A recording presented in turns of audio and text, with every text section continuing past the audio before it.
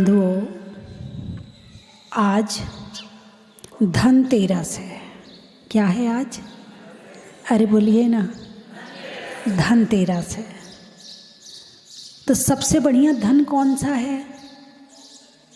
Gold, सोना। अरे बोलिए ना, आज बहुत सारे लोग दुकानों पर जाएंगे, सोना खरीद के लाएंगे और धनतेरस मनाएंगे। आपने धनतेरस मनाई कि नहीं मनाई? आप तो सोने के पहाड़ पर आ गए। वो तो इतना सा सोना लेके आएंगे, आप तो सोने के पहाड़ पर बैठे हो। इसका नाम क्या है? सोनागिरी, है ना। अभी मैं भगवान चंद्रप्रभु के दर्शन कर रही थी। अचानक नज़र जो बाजू में प्रशस्ति लिखी है उस पर पड़ी, तो मैं उसे पढ़ने लगी। उसको पढ़ा तो इसके वैसे मैंने कई नाम सुने थे, उस पर श्रमणगिरी लिखा है। लेकिन जब आचार्य शुभचंद्र जी ने इस पर धूल डाली तो ये पर्वत सोने का हो गया, तो ये स्वर्णगिरी हो गया। अब हम स्वर्ण ना कह करके सोनागिरी कहते हैं इसको। ऐसे इसका नाम सोनागिरी पड़ गया। पहले इसका नाम था श्रमणगिरी, लेकिन आचार्य शुभचंद्र जी ने जब धूल डाली भर्तरी को समझाने के लिए कि देखो धर्म में कितनी शक्ति है, तुम तो जरा सा इतना सा रस बना रहे हो सोना बनाने के लिए, लेकिन यदि आत्मा की शक्ति जागृत हो जाए, तपस्या करें, तो ये पर्वत ही सोने का हो सकता है। तब से ये पर्वत सोनागिरी के नाम से विख्यात हो गया। अब आप कहोगे माता जी अभी तो ये सोने का नहीं है। अभी नहीं है, काल का प्रभाव है। जैसे तीसरा काल जब जाता है, चतुर्थ काल आता है, तो कल्प वृक्ष अपने आप विलुप्त होने लगते हैं काल के हिसाब से, क्योंकि कर्म भूमि लग गई है, भोग भूमि समाप्त हो रही है, तो कल्प वृक्ष अपने आप विलुप्त होने लगते हैं। ऐसे ही चतुर्थ काल गया, पंचम काल आया, तो ये सोने का पर्वत वापस पत्थर का बन गया, है ना। और इसका जीर्णोद्धार कब शुरू हुआ था? इसका जीर्णोद्धार शुरू हुआ था संवत 18 में। क्या लिखा उसमें? संवत, वीर संवत 18, यानी ये वीर संवत 2550 चल रहा है और संवत 18 में शुरू हुआ था। और पूर्ण कब हुआ था? संवत 135 में, यानी 100-125 साल तक इस मंदिर का जीर्णोद्धार का काम हुआ था। बना नहीं था, निर्माण नहीं हुआ था। तो हो सकता है निर्माण इससे 1000 साल पहले हुआ हो, निर्माण इससे 2000 साल पहले हुआ हो। तो इसका मतलब ये है, जिस भूमि पर आज अभी आप बैठे हो, जिस मंदिर में आप बैठे हो, ये करीब 4-5 हजार साल पुराना मंदिर है। और इस पर्वत की पूज्यता कब से है? भगवान चंद्रप्रभु के समय से इस पर्वत की पूज्यता है, क्योंकि इस पर्वत पर 17 बार भगवान चंद्रप्रभु का समोशरण आया था। और उन्हीं के समय में नंग अनंग कुमार मुनियों ने उनके समोशरण में दीक्षा ली थी और तपस्या करके इस पर्वत से उन्होंने मुक्ति की प्राप्ति करी थी। तो 8वें तीर्थंकर चंद्रप्रभु, इसका मतलब ये, इसकी अपन जो काउंटिंग है ना, काउंटिंग कहाँ तक गिन सकते हो? नल, नील है, वो पदम, महापद्म, शंख, महाशंख, कहाँ तक गिन सकते हो? ये पर्वत उससे भी पुराना है, ये तब से तीर्थ है। ना जाने हमारे कितने आचार्य परमेष्ठी, आचार्य कुंद स्वामी, आचार्य उमा स्वामी, आचार्य जितने भी मानतुंग स्वामी, यानी जितने भी हुए हैं, सबने इस तीर्थ की वंदना की है। और आज हमें सौभाग्य मिला है कि हम भी इस तीर्थ की वंदना कर रहे हैं। सम्राट अशोक को जानते हो? सम्राट चंद्रगुप्त का नाम सुना है? सम्राट चंद्रगुप्त जैन थे।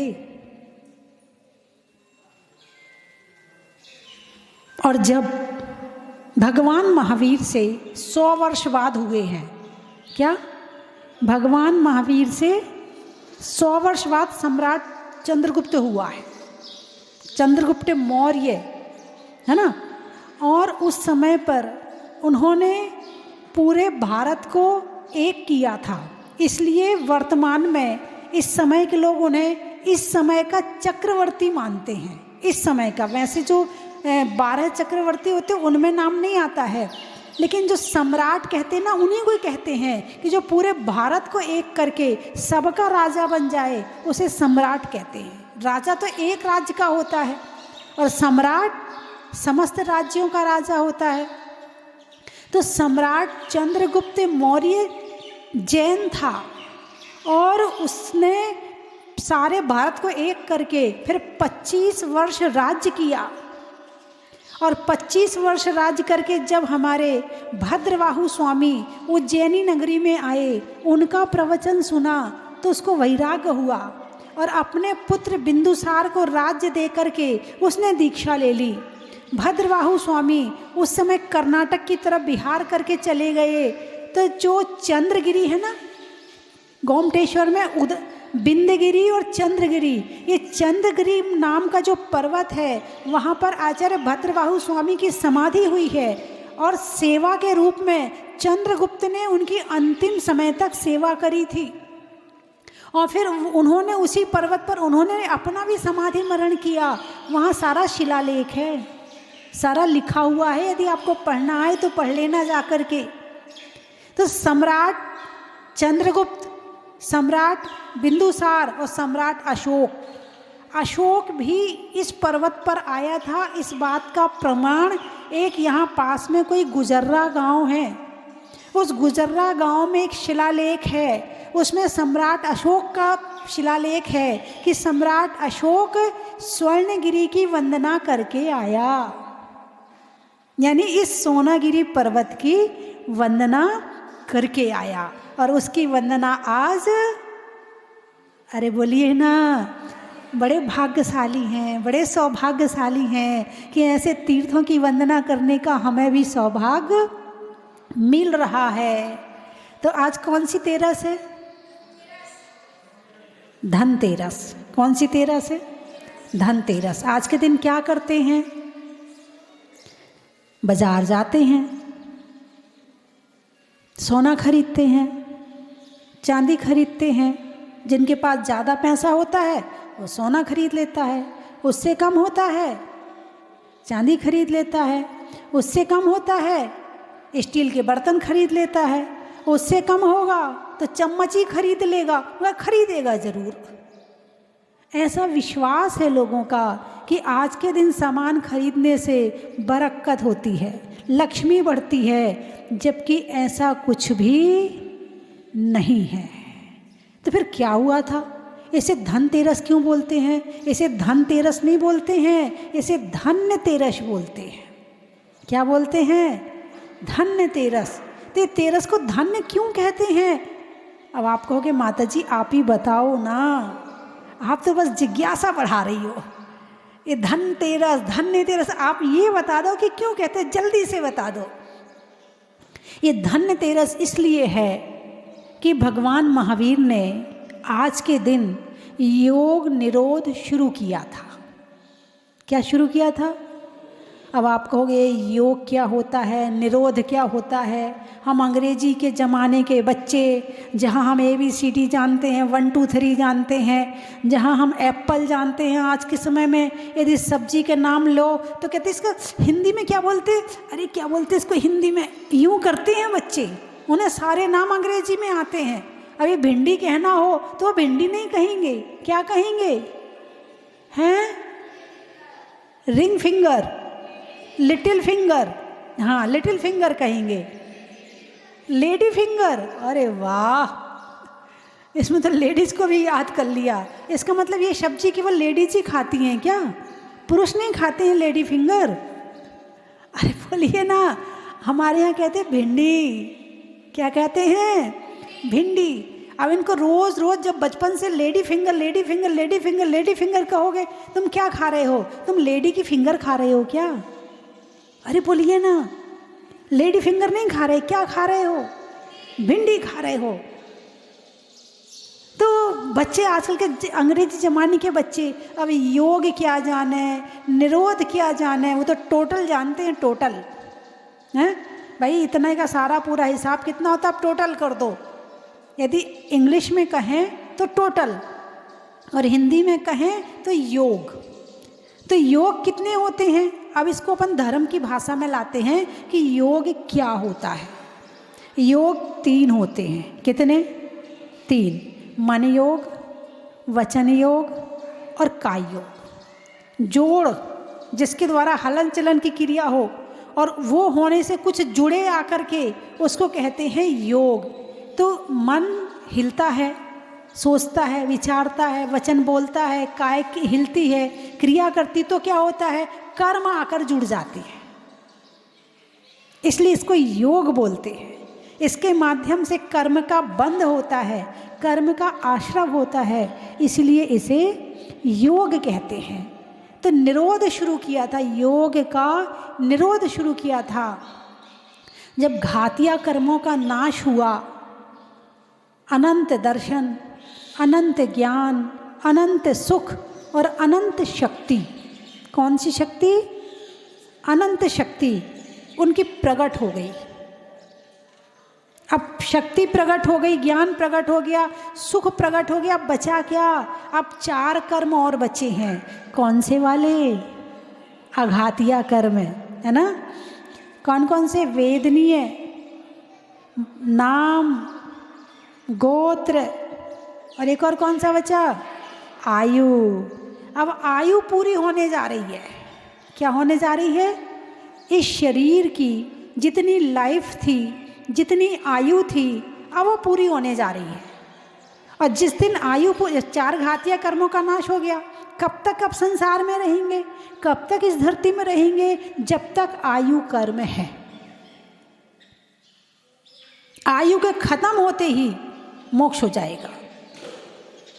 और यदि नाम कर्म की स्थिति ज़्यादा है, गोत्र कर्म की ज़्यादा है, वेदनी की ज़्यादा है और आयु की कम है, तो क्या करेंगे? तो फिर समुद्घात करते हैं। यानी इस शरीर में रहकर आत्मा के जो प्रदेश हैं, जो अणु परमाणु हैं, वो पूरे लोक में फैल जाते हैं। जैसे कपड़ा है, गीला है, आप उसे ऐसे ही करके रख दो, कब सूखेगा? जब समय आएगा तब सूखेगा, धीरे धीरे धीरे धीरे धीरे सूखेगा।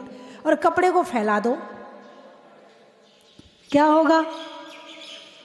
फटाफट सूख जाएगा, है ना। ऐसे ही आत्मा के प्रदेश जब पूरे लोक में फैल जाते हैं तो जो कर्मों के बंध की स्थिति पड़ी रहती है वो झड़ जाती है और आयु कर्म के बराबर हो जाती है। आयु कर्म कम ज़्यादा नहीं हो सकता, आयु तो जितना है उतना रहेगा। उसको समुद्घात के माध्यम से भी कम नहीं कर सकते हैं। बाकी कर्मों को कर सकते, उसको नहीं कर सकते हैं। तो बाकी कर्मों की स्थिति किसके बराबर हो गई? आयु कर्म के बराबर हो गई। अब क्या हो जाएगा? आयु कर्म के साथ सब बराबर हो गए, अब मोक्ष हो जाएगा। तो आज के दिन योग निरोध शुरू हुआ था। क्या हुआ था? शुरू हुआ था। मनोयोग, वचन योग, काय योग। इसमें करना कुछ नहीं पड़ता है, होता है। एक होता है कि करना पड़ता है, तुम चल रहे हो, तुम्हें चलना पड़ रहा है। लेकिन क्या हुआ? सामने आपका छोटा बच्चा खड़ा है और वो जोर जोर से रो रहा है और आप यहाँ बैठे हो, ठीक है। अब आप चल रहे हो या चलना पड़ रहा है? बिल्कुल नहीं। बच्चा रो रहा, लक्ष्य वो है। लक्ष्य तुम्हारा चलना नहीं है, लक्ष्य तुम्हारा बच्चा है।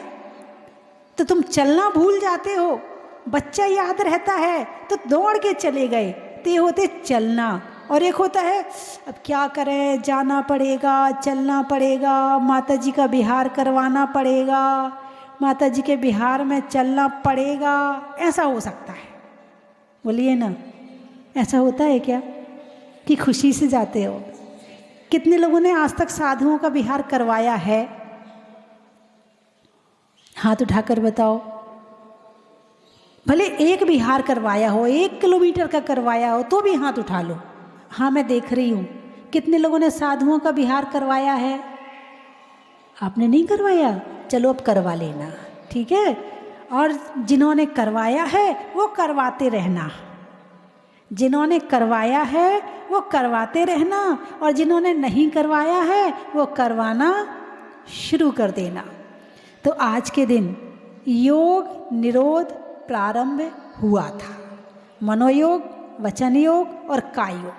अब ये योग निरोध चल रहा है। निरोध, निरोध का मतलब समझते हो ना, विरोध नहीं, निरोध। विरोध में तो हम प्रयास करके उसके प्रति विरोध करते हैं, लेकिन निरोध में स्वयमेव अपने आप होता है। किस किस का? मन का, वचन का, काय का। यदि इन योग के और भेद करें तो 15 होते हैं। सत्य मनोयोग, असत्य मनोयोग, उभय मनोयोग, अनुभय मनोयोग, है ना। सत्य वचन योग, असत्य वचन योग, उभय वचन योग, अनुभय वचन योग। फिर इसी तरह से आहारक आहारक मिश्र, वैक्रियक वैक्रियक मिश्र, है ना, औदारिक औदारिक मिश्र और कारमान काय योग। ये 15 प्रकार के योग होते हैं, लेकिन शॉर्ट में से मन योग, वचन योग और काय योग। और आज के दिन भगवान ने अपना समूह शरण छोड़ दिया था। क्या कहा? समूह शरण में क्या होता है? दिव्य ध्वनि खिरती है। और क्या, किस चीज़ से बनता है समूह शरण? सोने से, चांदी से, स्फटिक मणि से, लाल मणि से, हीरा से, पन्ना से, माणिक से, मोती से, इन चीज़ों से भगवान का समूह बनता है। तो भगवान ने आज के दिन क्या किया था? छोड़ दिया था। क्या किया था? छोड़ दिया था समूह। और भक्त क्या करते हैं? वो इकट्ठा करके लाते हैं, वो खरीद के लाते हैं। भगवान ने छोड़ा था और हम इकट्ठा कर रहे हैं। तो फिर आज के दिन क्या करें? चलो ठीक है, यदि आपका ये धर्म मत मानो कि आज के दिन सामान खरीदना धर्म है, ऐसा मानना अज्ञानता है, घोर अज्ञानता है। आपको सामान खरीदना है, आप खरीदो। आप माला खरीद लो चांदी की, आप पूजन के सेट खरीद लो पूजा करने के लिए, कि चलो ये बहुत दिनों से कह रही थी मुझे चांदी का सेट चाहिए पूजा करने के लिए, तो चलो हम चांदी का सेट दे देते हैं, पूजा भी बैठी है तो आप खरीद लो। लेकिन ये मानकर मत खरीदो कि आज के दिन सामान खरीदना धर्म है। ये मान के मत खरीदो, है ना। तो आज के दिन तेरस क्यों धन्य हुई? क्योंकि आज के दिन भगवान ने योग निरोध शुरू किया था। तो हम क्या करें? भगवान को तो मोक्ष जाना था, तो इसलिए भगवान ने योग निरोध शुरू किया था। हम क्या करें आज के दिन? आज के दिन हम अपने मनोयोग को, वचन योग को, काय योग को संयम में रखें। उनको मोक्ष जाना था, तो हम अपना मोक्ष मार्ग शुरू करें आज के दिन से। तो हमारा आज के दिन की तेरस मनाना धन्य तेरस हो जाएगी। वरना ये धन तो अनंत काल से इकट्ठा किया है और अनंत काल से यही छूट गया है।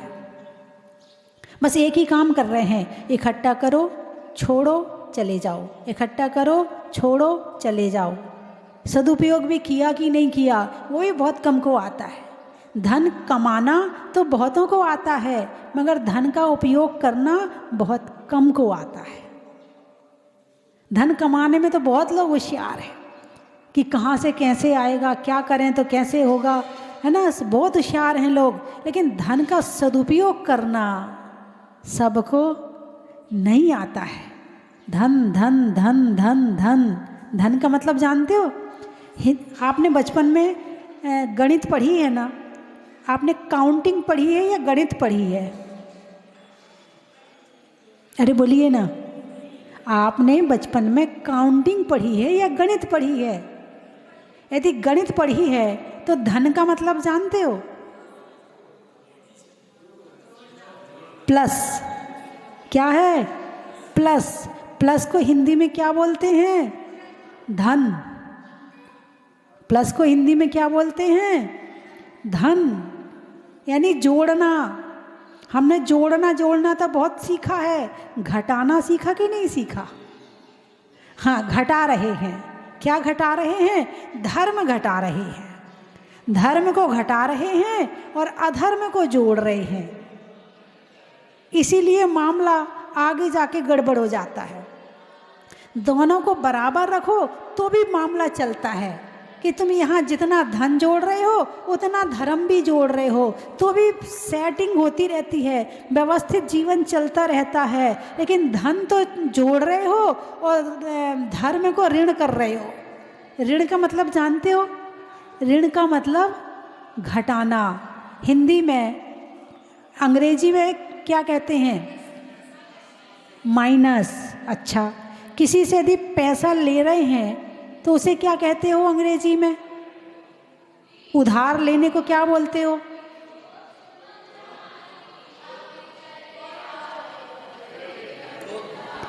हाँ, लोन। अच्छा, लोन, क्रेडिट, लोन, क्रेडिट। अच्छा, और हिंदी में क्या बोलेंगे? संस्कृत में क्या बोलेंगे? ऋण। ऋण ले रहे हैं। क्या ले रहे हैं? ऋण ले रहे हैं। बोले अपने पिता का ऋण चुका रहा है। शब्द तो सुना होगा ना, अपने पिता का ऋण चुका रहा है। यहाँ तो ज़रूर सुना होगा। बाकी आजकल वो लोन लोन लोन बोलते बोलते सब लोन लोन में आ गए। तो ऋण, ऋण का मतलब है घटाना। तो हमने यदि किसी से कर्ज लिया है, किसी से लोन लिया है, तो हमने अपना बहुत चीज़ें घटा ली हैं।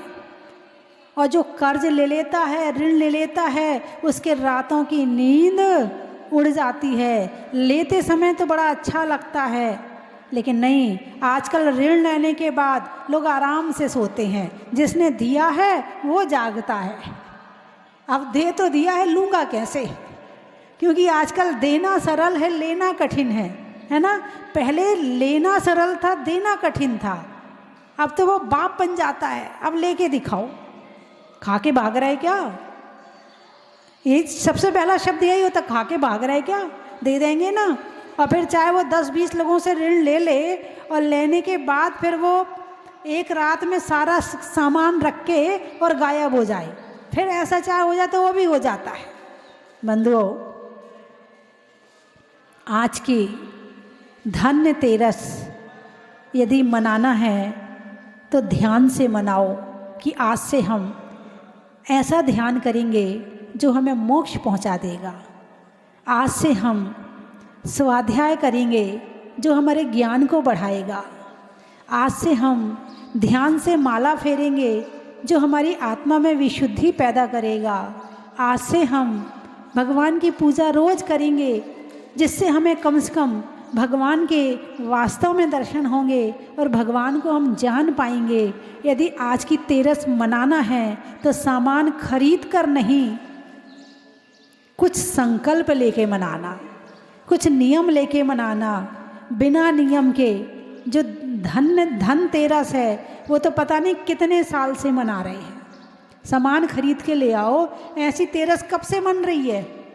अरे बोलिए ना, कब से मन रही है? जब पता नहीं कितने बार मनुष्य बन गए, कितने बार जैन बन गए और कितने बार ये धनतेरस मना ली, पता ही नहीं है। पिछले साल सामान क्या लाए थे पता ही नहीं है। याद है क्या कि पिछले साल क्या लाए थे, उसके पिछले साल क्या लाए थे, उसके पिछले साल क्या लाए थे? हाँ, जिस साल में सामान लाने के लिए लड़ाई हुई होगी वो तो ज़रूर याद होगा कि हमारा झगड़ा हुआ था ये सामान लाने के लिए, बाकी याद नहीं होगा। और यदि आपने आज के दिन कोई अच्छा संकल्प लिया है तो समझना वो आपके लिए हमेशा के लिए हो जाएगी। भले इतना छोटा सा संकल्प लो, लेकिन आज के दिन संकल्प जरूर लेना कि भगवान आपने तो योग निरोध प्रारंभ किया था, हम भी इस जीवन में से थोड़ा सा कुछ अपनी बुराई का निरोध प्रारंभ करते हैं। तो मेरी बात आपकी समझ में आ गई? अरे बोलिए ना। तो कौन सी तेरस है आज? बच्चे बताएंगे आज कौन सी तेरस है? धन्यतेरस है। और धन्यतेरस पर आप कहाँ पर बैठे हो? सोनागिरी के पर्वत पर बैठे हो।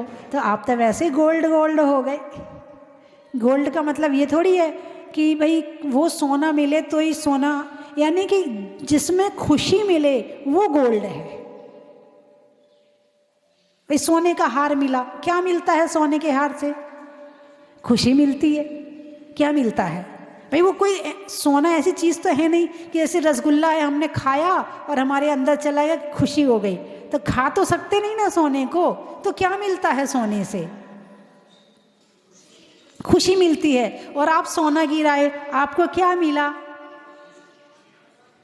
वास्तविक खुशी मिली, तीर्थ यात्रा की खुशी मिली, पुण्य की खुशी मिली, धर्म की खुशी मिली। ये खुशी सच्ची खुशी है। वो सोना तो आज तुम्हारे पास में है, कल नहीं है। तुमने चैन बनवाई आज के दिन और बड़े अच्छे से चैन पहन के आप घूमने निकले। अब वो पहले वाला पल्लू डालने का सिस्टम तो है नहीं है।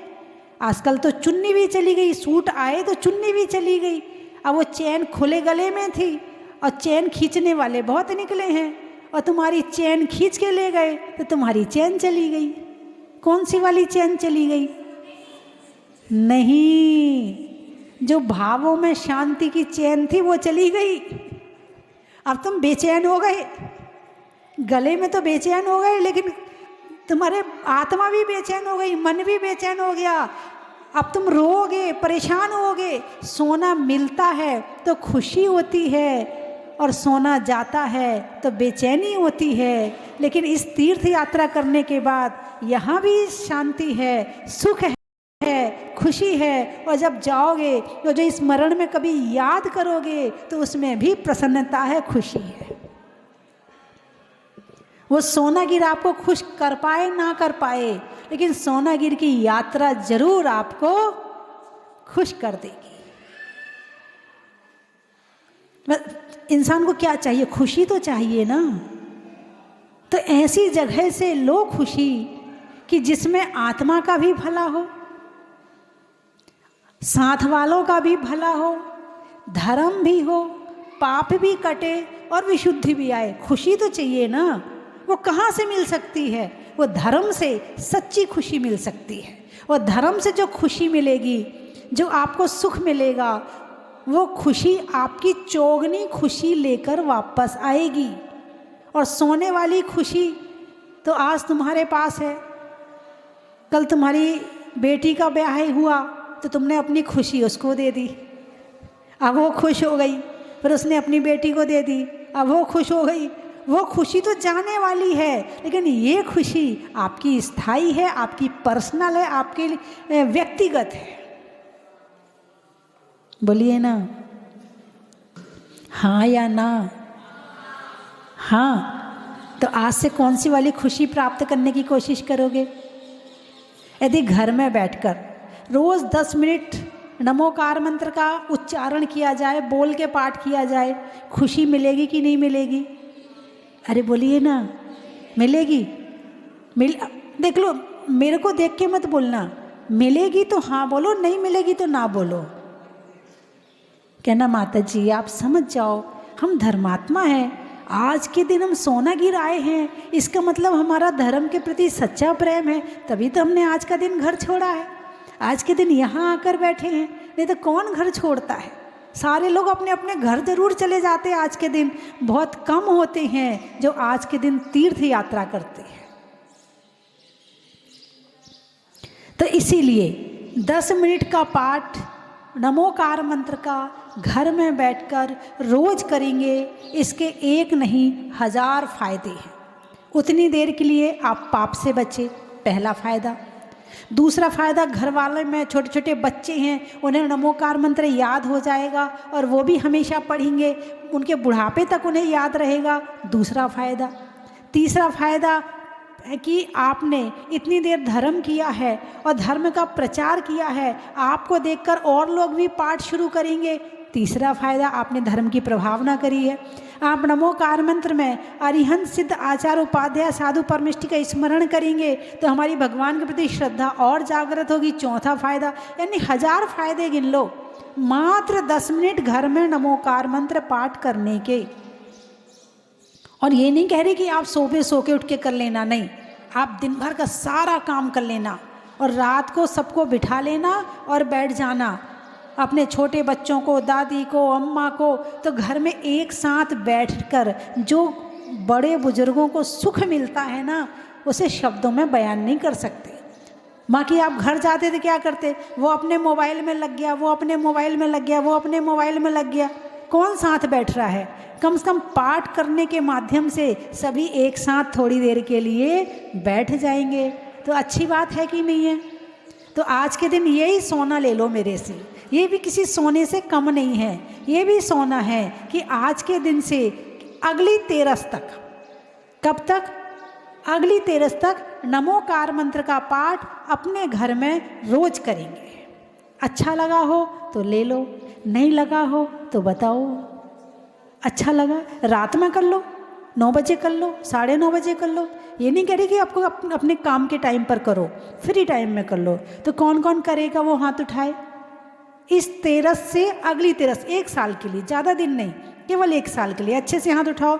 चश्मा वाले भाई साहब, बिना चश्मा वाले भाई साहब, चले टीवी में देख रहे हैं वो भी सारे हाथ उठा लें। बहुत बढ़िया। तो समझना आज आपने धन्य तेरस कर ली। आज क्या कर ली आपने, आपने इसको आज धन्य तेरस बना दिया, वास्तव में धन्य हो गए। अगली तेरस में दूसरा संकल्प ले लेना, उससे अगली तेरस में मेरी भावना पढ़ने का संकल्प ले लेना, उससे अगली तेरस में, ऐसे करके एक नया नया नियम लेते जाना, तो ये तेरस मनाना धन्य हो जाएगा, है ना। महीने में बारिश में बरस का, बरस कहते हैं ना, बरस बारिश, बारिश में बरस का, समय में अरस का, और आज की धन्य तेरस का। बिजली में तार का, शास्त्रों में समय सार का, और मंत्रों में नमोकार का। फूल में कली का, तपस्या में बाहुबली का, और इस वर्ष की दीपावली का। गाड़ियों में जीप का, मोती में सीप का, और दिवाली में दीप का। माला में मोती का, माला में मोती का, दादी की पोती का, और दीपक में ज्योति का। हिंदी में मात्रा का, स्कूल में छात्रा का। आज के दिन आपकी सोनागिर की यात्रा का। मैं तो ये कहती हूँ कि आज के दिन या दिवाली के दिन किसी न किसी सिद्ध क्षेत्र पर भगवान महावीर को लड्डू समर्पित करना चाहिए। आप पावापुर नहीं जा पा रहे, आप महावीर जी नहीं जा पा रहे, आप जो क्षेत्र उनमें नहीं जा रहे, तो जो यहाँ पर सिद्ध क्षेत्र है इसमें ही लाडू समर्पित करना चाहिए। यहाँ भी भगवान महावीर के मंदिर है और सिद्ध क्षेत्र भी है ना। सावन की घटा का, रसोई में पटाखा, और आने वालों में कोटा का। पक्ष में सुधी का, मंदिर में बेदी का, और आने वालों में बूंदी का। गाने में सुर का, नृत्य में नुपुर का, आने वालों में उदयपुर का। और कहाँ से आए, पलासना, पलासिया। राम की सिया का, दिवाली में दिया का, और आने वालों में पलासिया का।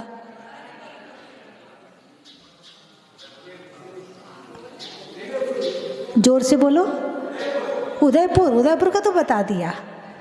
बोलिए 24वां भगवान की जिनवाणी के ज्ञान थे।